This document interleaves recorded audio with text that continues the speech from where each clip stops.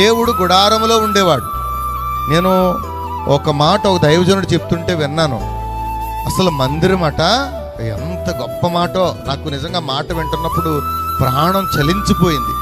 ఏంటో తెలుసా, మందిరాన్ని మనం చులకనగా చూస్తాం కానీ ఏమండి, మందిరం అంటే అర్థం ఏంటో తెలుసా? మందిరం అట మానవుడు దేవుడు కలుసుకునే స్థలం అంట. చప్పట్లు కొట్టాలి. మనిషి దేవుడు కలుసుకునే స్థలం అట. ఎంత విలువగా చెప్పాడు ఆ మాట.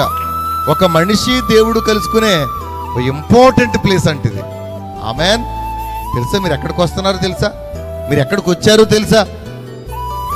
దేవుడు మనిషి కలిసే స్థలం. ఎప్పుడైనా మీరు పెద్ద పెద్ద వాళ్ళతో అపాయింట్మెంట్ తీసుకుంటారా? ఒక్కొక్క అపాయింట్మెంట్కి చాలా కాస్ట్.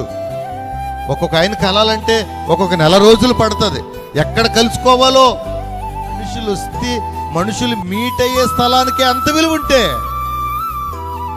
చెప్పాలా, దేవుడు వచ్చే స్థలానికి ఇంకెంత విలువ.